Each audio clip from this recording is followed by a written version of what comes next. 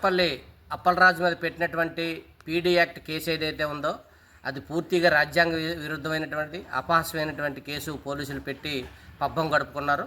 కాబట్టి ఇది అత్యంత దుర్మార్గమైనటువంటి చర్య అని చెప్పేసి సిపిఎం పార్టీగా మేము చెప్పదలుచుకున్నాం. ప్రధానంగా పీడీ యాక్ట్ అనేటువంటిది ఆయన మీద పెట్టినటువంటి ఏ కేసు కూడా పీడీ యాక్ట్ని ప్రభావితం చేసేటువంటి సెక్షన్లు ఏ సెక్షన్లు కూడా లేవు. గతంలో ఎప్పుడో ధర్నాలు చేశాడని, ఆందోళన చేశాడని, కోర్టులకు వెళ్ళాడని రకరకాల కేసులు అటువంటివి పెట్టారు. ఇప్పుడు కొన్ని కేసులు పెట్టారు. ఏ కేసు కూడా రుజువు అవ్వలేదు. ఆ రుజువు అయితే తప్ప ఆ కేసులు పీడీ యాక్ట్ కింద రావు. కానీ ప్రభుత్వం కావాలనేటువంటిది కక్షపూరితంగా ఈరోజు అప్పలరాజు మీద కేసు పెట్టి జైలుకి పంపడం అటువంటిది జరిగింది. దీన్ని మేము సిపిఎం పార్టీగా తీవ్రంగా ఖండిస్తున్నాం. రెండవది, పీడీ యాక్ట్ పెట్టాలంటే శిక్ష పడి ఉండాలి. శిక్ష పడి ఎక్కడ కూడా అప్పలరాజు శిక్ష పడినటువంటి పరిస్థితి లేదు. అందుకని శిక్ష పడకుండా పీడీ యాక్ట్ని ప్రభావితం చేయకుండా తప్పుడు కేసులు పెట్టారు.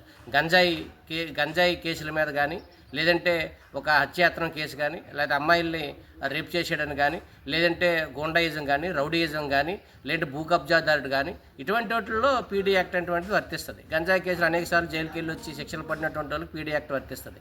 లేదంటే హత్యాయత్నం కేసుల్లో అనేక కేసుల్లో వెళ్ళి వస్తే పీడీ యాక్ట్ వర్తిస్తుంది. లేదంటే గూండాయిజం చేస్తే అవుతుంది, భూ కబ్జాలు చేస్తే అవుతుంది, రౌడీయిజం చేస్తే అవుతుంది. కానీ ఇవన్నీ అప్పలరాజు ఏం చేయలేదే. ప్రజల తరపున ప్రజా సమస్యలపైన నిరంతరం పోట్లాడినటువంటి సిపిఎం పార్టీ, సిపిఎం కార్యకర్తలపైన ఈరోజు పీడీ యాక్ట్ పెట్టారనంటే ఇది అత్యంత దుర్మార్గమైనటువంటిది.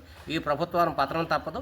అందుకని ఈ ప్రభుత్వం ఇటువంటి చర్యల వల్ల ఈ ప్రభుత్వం మరింత ప్రజలకు దూరం అవుతుంది. పోలీసులు చట్టాన్ని పూర్తిగా ఉల్లంఘించారు. ప్రభుత్వం చెప్పిందంతా విన్నారు.